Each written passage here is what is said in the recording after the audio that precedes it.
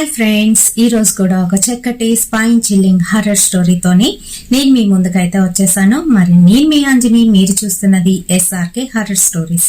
స్టోరీలోకి వెళ్ళబోయే ముందు నాదొక చిన్న రిక్వెస్ట్ అండి. అప్పట్లాగే మీ లైక్ తో పాటు హైప్ కూడా నాకు వెయ్యాలి. సో అలా వేయడం వల్ల మన ఛానల్ ముందుకైతే వెళ్తుంది. అలాగే సబ్స్క్రైబ్ చేసుకోండి. మన ఛానల్ కంటెంట్ నచ్చినట్లయితే ఇంకా కొత్త వాళ్ళకి షేర్ చేయండి. మరి ఎవ్రీడే 6:30 PM కి మన ఛానల్లోని వీడియో అయితే అప్లోడ్ అవుతుంది. ఖచ్చితంగా చూడండి. ఇప్పుడైతే ఏమాత్రం ఆలస్యం చేయకుండా వీడియోలోకి వెళ్ళిపోదాం.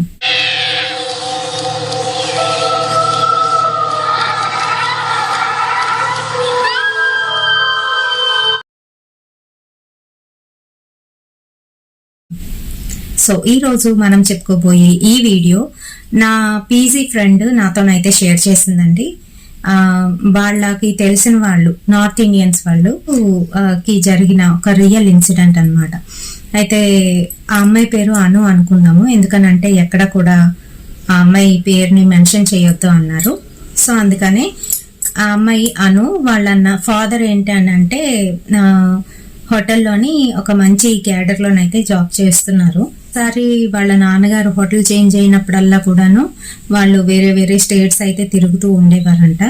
వాళ్ళది ప్రాపర్ వచ్చి పంజాబ్ అంట, పంజాబ్లోని గుర్గావ్. ఆ తర్వాత వీళ్ళు ఏంటంటే వీళ్ళ నాన్నగారికి ఒక మంచి హోటల్లోని, రాజస్థాన్లో మంచి హోటల్లోని జాబ్ రావడంతో వీళ్ళు అక్కడికైతే షిఫ్ట్ అయిపోయారంట. సో ఆ హోటల్లో జరిగిన ఒక రియల్ ఇన్సిడెంట్ ఈ రోజు మనం తెలుసుకుందామండి. అయితే వాళ్ళ నాన్నగారి పేరు సుఖ్విందర్ సింగ్.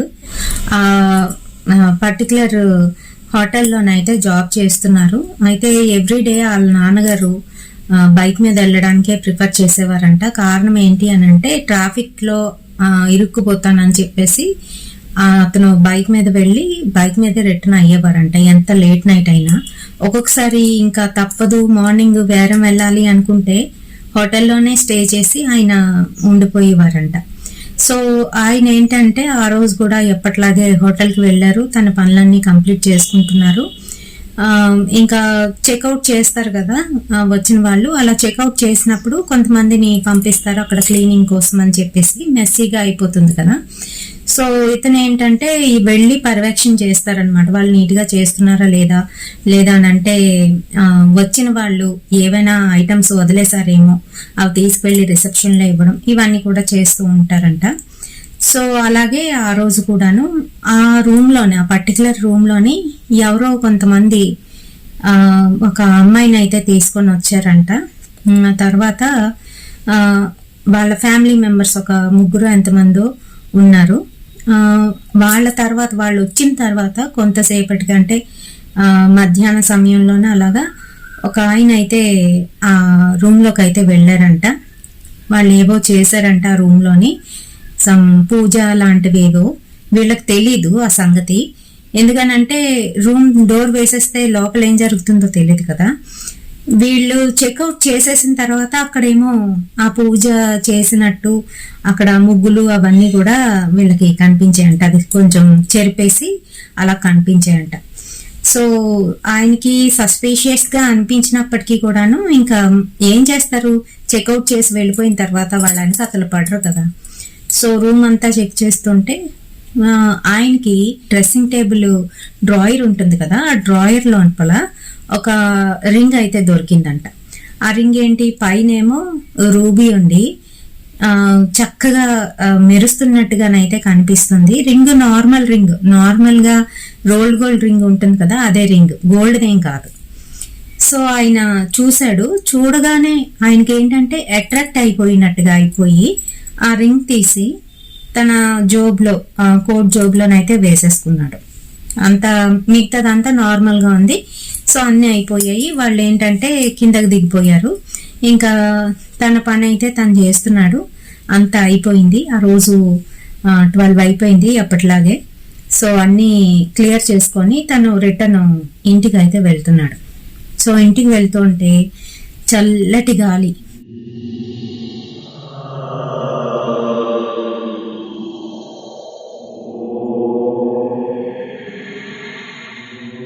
తనకి రోజు వెళ్తున్నట్టుగానైతే అనిపించట్లేదు.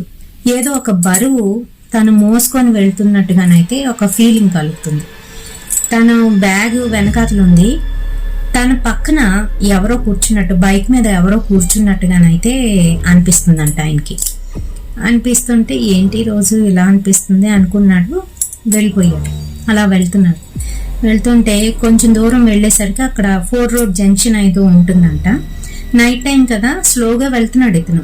స్లోగా వెళ్తున్నప్పటికీ కూడాను ఎలా జారి పడిపోయారో ఆయనకే తెలీదు. స్కిడ్ అయ్యి జారి పడిపోయారంట.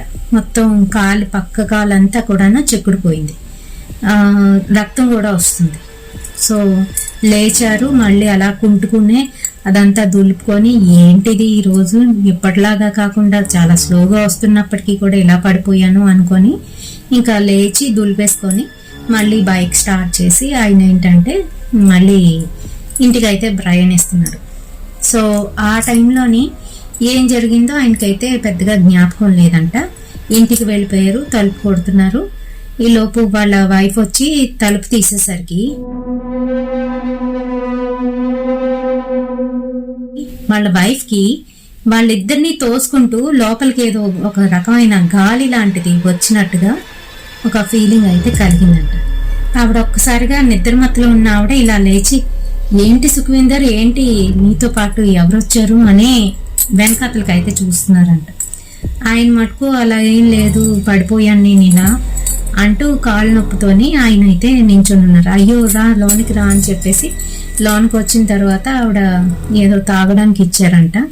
ఒకసారి ఫ్రెష్ అప్ అయిపో, స్నానం చేసేసుకో, నీకు ఇంకెటువంటి ఇబ్బంది ఉండదు అని అంటే, లేదు నాకు చాలా నీరసంగా ఉంది, నేను వెళ్ళి పడుకుంటాను అని చెప్పేసి ఆయన వెళ్ళి పడుకుంటుపోయారంట. సో ఆ పడుకోవడం ఆయనకైతే చాలా ఎక్కువగా ఫీవర్ అయితే వచ్చేసిందంట. ఒళ్ళంతా నొప్పులు, ఎలా అంటే ఎవరో శుభ్రంగా కొట్టేస్తే, కౌపు దెబ్బలు తగిలేస్తే ఎలా నొప్పులు వస్తాయి ఒళ్ళు, అలా అయితే నొప్పి పెడుతుందంట బాగాను. సో ఆయన ఆ నిద్దట్లోనే మూలుగుతూ ఉన్నారంట. అబ్బా అనుకొని మూలుగుతూ ఉన్నారు. పడుకున్నారు వాళ్ళ వైఫ్, ఇంకా అలాగే వాళ్ళ పిల్లలు వేరొక రూమ్ లో పడుకున్నారు. నేను చెప్పాను కదా, అనును ఇంకా వాళ్ళ అన్నయ్యలు ఇద్దరు. సో వాళ్ళు వేరే రూమ్ లోనైతే పడుకున్నారు. ఈలోగా ఆ రూమ్ లోని ఏదైతే గుమ్మం ఉంటుందో ఆ గుమ్మం దగ్గర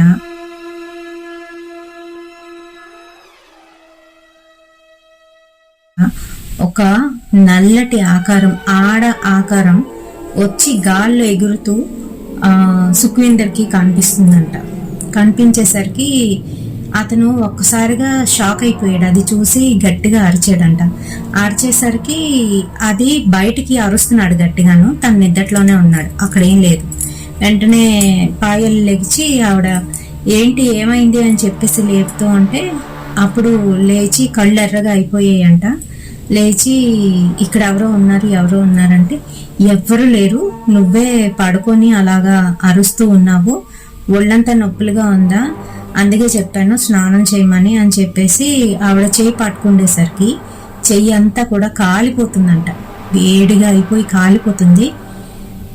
ఏంటి ఇలా కాలిపోతుంది ఒళ్ళు అని చెప్పేసి టెంపరేచర్ చెక్ చేస్తే చాలా ఎక్కువగా ఉంది, ఫీవరు 102 ఎంతో ఉంది.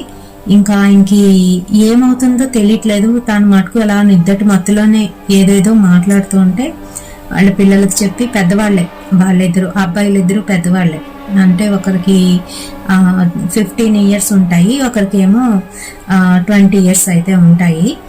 ఈ అమ్మాయి ఎవరైతే ఉందో తనే చిన్నదే అనమాట. వాళ్ళ పెద్ద అబ్బాయి అలా కాదు, టాబ్లెట్స్ ఇద్దామని చెప్పేసి టాబ్లెట్స్ ఇచ్చారంట. ఆయన వేసుకున్నాడు కానీ మార్నింగ్కి రిలీఫ్ రావాలి, కానీ నో చేంజ్ లేదు. ఆయన అలానే నిద్దట్లోనే ఉన్నారు. పైగా నోట్లో నుంచి తేప కారుతూనే ఉందంట. తను అసలు సృహలో లేడు. సో ఇంకా వాళ్ళు భయపడి హాస్పిటల్కి అయితే తీసుకువెళ్ళారు. హాస్పిటల్ వాళ్ళు ఒక 1 day ఉంచండి, ఇక్కడ చూద్దాము అబ్జర్వేషన్లోని, ట్యాబ్లెట్స్ ఇచ్చామన్నారు కదా అయినా కూడా తగ్గట్లేదు కదా అని చెప్పేసి వాళ్ళేమో టెస్టులు అయితే రాశారు, టెస్టులు చేయించారు. టెస్టుల్లోనే ఏం లేదని తేలింది, నార్మల్ ఫీవర్ అనే అనుకున్నారు. అయితే ఆ రోజు నైటు అక్కడే హాస్పిటల్లోనైతే ఉన్నాడు అతను.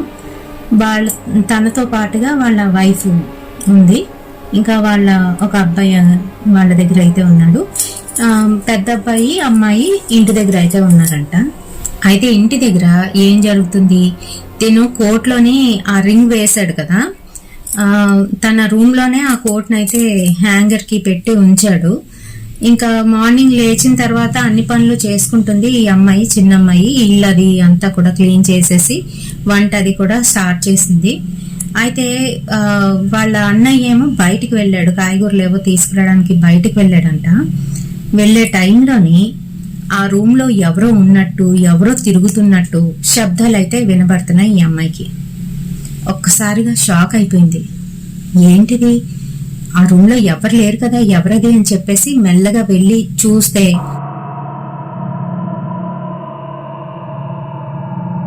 అక్కడ ఎవ్వరు లేరు, అలానే నిశ్శబ్దంగా ఉంది. కానీ ఏదో బ్యాడ్ స్మెల్ వాళ్ళ రూమ్ లోనైతే వస్తుంది.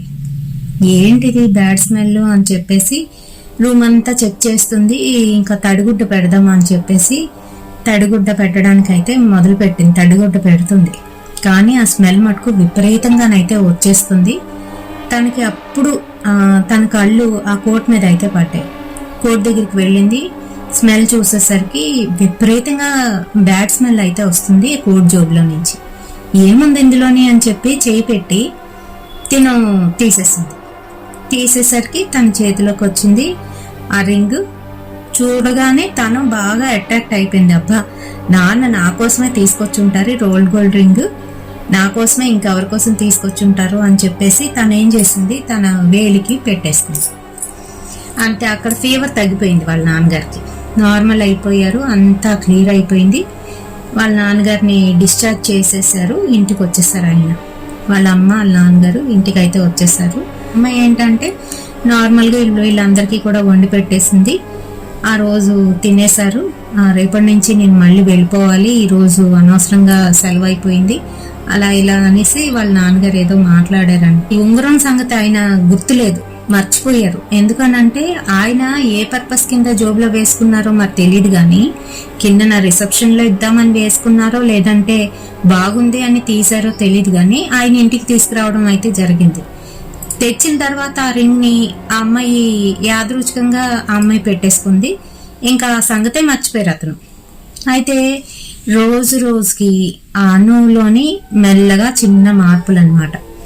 ఎలా అంటే తను పడుకుంటే తన పక్కనే వచ్చి ఎవరో పడుకున్నట్టు, తనని రమ్మంటున్నట్టు, మనిద్దరం కలిసి వెళ్ళిపోతాము, నువ్వు నాలాగే అయిపోతావు, నిన్ను బాగా చూసుకుంటాను నిన్ను అని ఎవరో మాట్లాడుతున్నట్టు తన చెవులోనైతే వినిపిస్తూ ఉండేదంట. తనకేం కనిపించేది కాదు. తను ఏ రూమ్ లోకి వస్తే ఆ రూమ్ వేడిగా అనిపించేదంట. ఇలా అవుతుంది. ఈలోగా ఒక 3-4 days అయితే గడిచిపోయింది. ఈ స్కూల్కి వెళ్ళేదంట. 8th క్లాసో 7th క్లాసో చదివేదంట ఆ టైంలోని. అయితే స్కూల్కి వెళ్ళడం మానేసి ఇంట్లోనే ఉంటాను అని మారం చేయడం మొదలుపెట్టింది. నేను చదువుకోను, ఇంట్లోనే ఉంటాను అంటూ. అంటే వాళ్ళ అమ్మగారు ఇదేంటి బాగా చదువుకునే పిల్ల ఇలా చదువుకోనని ఇంట్లో ఉంటుంది అని తిట్టేవారంట. ఇంకా ఎక్కువ ఏమీ అనేవారు కాదు. ఎందుకనంటే వాళ్ళలోని నార్త్ ఇండియన్స్ ఏంటంటే ఆడపిల్లలు చదువుకోకపోతే చక్కగా పనంతా నేర్పించేసి పెళ్లిళ్ళు చేసేస్తారు. మరి మనలో కూడా అంతే కదా ఇంతకు ముందు. అయితే అందుకనే వాళ్ళు కూడా ఏం పెద్ద పట్టించుకోలేదు. పోన్లే, దానికి ఇంట్రెస్ట్ లేనిది మనం ఎందుకు ఫోర్స్ చేయడం అని చెప్పేసి వదిలేసేవారు. అలానే వదిలేస్తే ఈ అమ్మాయి రోజు రోజుకి ఈ అమ్మాయి బిహేవియర్లోని చాలా చేంజ్. అత్తరు వేసుకోవడం శాతం, తన రూమ్లోని ఒంటరిగానో అయితే ఉండేదంట. ఎవరితోనో మాట్లాడుతున్నట్టు, మెల్లగా గుసగుసలాడుతున్నట్టు, తన రూమ్లోని మంచం మీద కూర్చొని ఎవరితోనో మాట్లాడుతున్నట్టుగానైతే వీళ్ళకి వాళ్ళ అమ్మగారికి వినిపించేదంట. ఎవరని చెప్పి వెళ్ళి చూస్తే తను ఒక్కరిదాయే మంచం మీద కూర్చొని కనిపిస్తూ ఉండేదంట. 1 week అయ్యేసరికి ఆ అమ్మాయి ఏకంగా 5-6 kgs తగ్గిపోయిందంట. సన్నగా బక్కగా అయిపోయిందనమాట. ఆ అమ్మాయి బాగా స్ట్రాంగ్ గానైతే ఉండేదంట. పంజాబీ వాళ్ళు కదా, బాగా పరోటాలు అవి తింటారు, నెయ్యి వేసుకొని తింటారు. అలాంటిది అమ్మాయి ఏంటంటే చూడ్డానికే కాదు, పనులు కూడా చేయలేకపోతుంది, వీక్నెస్ అయితే వచ్చేస్తుంది. రక్తం లేనట్టు, రక్తహీనత ఉంటే ఎలా అయిపోతారు, అలా అయితే అయిపోతుందంట పిల్ల. ఆవిడకి ఎందుకో భయం వేస్తుంది. ఇంకా రోజు రోజుకి ఈ అమ్మాయి చేష్టలు ఎలా తయారవుతుందని అంటే, నైట్ టైము ఆ అమ్మాయి ఒక్కరిదయే వేరే రూమ్లో, అన్నదమ్ములిద్దరూ మరో రూమ్లో, వాళ్ళ అమ్మ నాన్న ఇంకొక రూమ్లో పడుకుండేవారంట. అయితే ఈ పిల్ల ఒక్కరిదయే పడుకోకుండా నైట్ టైం ఏవో మాట్లాడుతున్నట్టుగా ఇలా అయితే వినిపించేది. ఆ రోజు రాత్రి వాళ్ళ అమ్మగారు మంచినీళ్ళ కోసం అని చెప్పేసి వాళ్ళ దగ్గర పెట్టుకున్న నీళ్ళు అయిపోతే పట్టుకొని రావడం కోసం అని చెప్పి బయటకు అయితే వచ్చింది. వచ్చి వంటగదిలోకి అయితే వెళ్ళారంట. వెళ్ళేసరికి ఆ అమ్మాయి ఎవరితోనో మాట్లాడుతున్నట్టు, బాగుంది కదా బాగుంది కదా, తిను తిను అని చెప్పి పెడుతున్నట్టు ఏదో మాటలు అయితే వినబడుతున్నాయి ఈవిడికి. ఏంటి ఏమవుతుందని చెప్పేసి ఈవిడ మెల్లగా రూమ్ తలుపు తీసి వారంపున చూసేసరికి ఆ పిల్ల ఏదో కోడినో దేన్నో చంపుకొని తెచ్చి అదేమో చీల్చేసి దాన్నేమో తిను తిను అని పక్కన ఎవరికి ఇస్తున్నట్టుగా, ఆఫర్ చేస్తున్నట్టుగా అయితే కనిపిస్తుందంట. ఓ పక్కన ఈ అమ్మాయి మొహానికి ఒంటికి అంతా కూడా రక్తం అయిపోయి కనిపిస్తుందంట.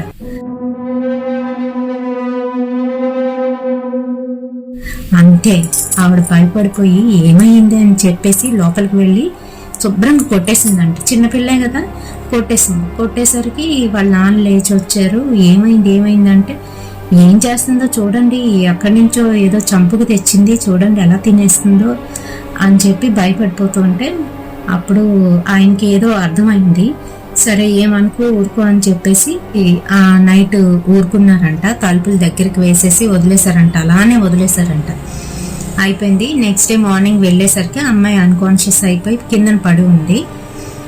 అప్పుడు వాళ్ళ నాన్నగారు ఏంటంటే తెలిసిన ఒక బాబా దగ్గరికి అయితే ఆ అమ్మాయిని తీసుకువెళ్ళాలనుకున్నారు. సరే ఇంకా తనని మెల్లగా లేపి స్నానం అది చేసుకొని రమ్మని ఇంకా బయలుదేరదాం అనుకునే టైంకి ఆ పిల్లకి ఎలా తెలిసిపోయింది, నేను ఎక్కడికి రాను అంటూ మాట్లాడుతుందంట. నేను ఇక్కడే ఉంటాను, నేను ఎక్కడికి వెళ్ళను, ఇక్కడే ఉంటాను, నేను రాను అని మారం చేస్తూ ఉంటే అప్పుడు వాళ్ళ నాన్నగారు ఇలా కాదు అని చెప్పి ఇంటికి ఒక ఆయన అయితే తీసుకొచ్చారంట. బాబాను తీసుకొస్తే ఆయన వచ్చేసరికి ఇంకా పరిగెట్టేస్తుందంట రూమ్లోకి. పరిగెట్టి ఆ రూమ్లోని తలుపు వేసేసుకుందంట. ముందు తలుపు బద్దలు కొట్టి లోపలికి వెళ్ళేసరికి పిల్ల కనిపించలేదు.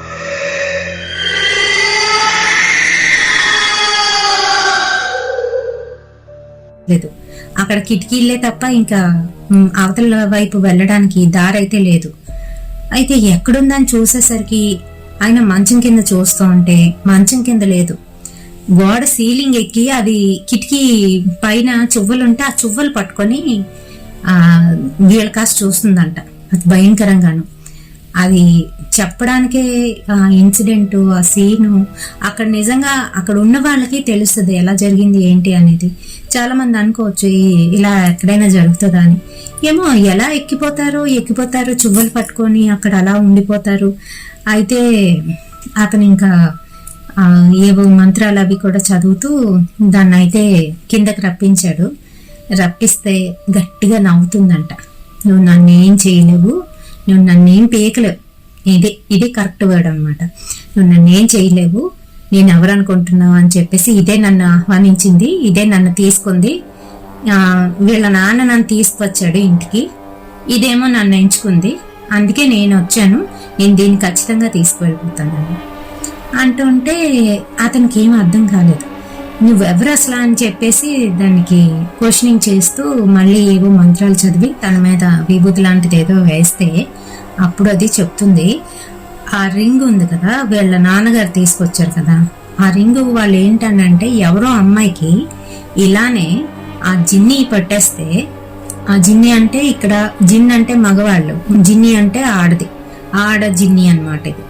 అయితే జిన్ని పట్టేసి ఇలానే ఆ అమ్మాయికి ఇబ్బంది పెడితే వాళ్ళు ఏం చేశారు, ఈ హోటల్కి వచ్చి ఆ రూమ్ తీసుకొని అందులోని ఆ పిల్లకి ఆ జిన్నిని బయటికి రప్పించి మళ్ళీ ఇంటి దగ్గర చేస్తే ఇంటి దగ్గర ఇంకెవరికైనా పట్టేస్తుంది అని ఆ హోటల్కి వచ్చి దాన్ని అయితే బయటికి లాగి దాన్ని వాటిని ఏంటంటే ఒక్కొక్క దాన్ని ఒక్కొక్క రకంగా ఖైదు చేస్తూ ఉంటారు. కొంతమందిని చిన్న సీసాల్లోని బంధిస్తే, కొంతమందిని ఏమో దీపపు బుడ్డీల్లోని బంధిస్తారు, మరి కొంతమంది ఏమో ఇలాంటి రింగ్స్ ఉంటాయి కదా, రింగ్స్ లో బంధిస్తారు.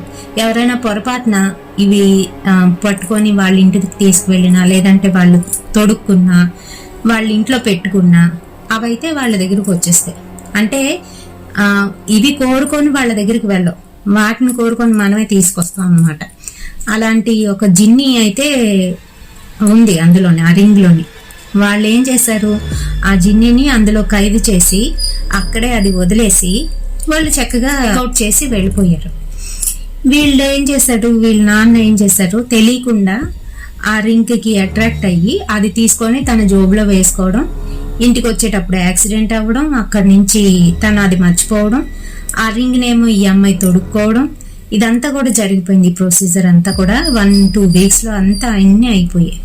సో అప్పుడు వీళ్ళు ఏంటంటే మళ్ళీ సేమ్ ప్రొసీజర్, వాళ్ళకి ఏం చేశారో ఎలా చేశారో అన్ని కూడాను మళ్ళీ ఈ అమ్మాయికి అలానే చేసి దాన్ని ఈసారి ఒక బాటిల్లో పెట్టి పూర్తిగా ఖైదు చేసి సముద్రంలోకి అయితే విసిరేశారంట.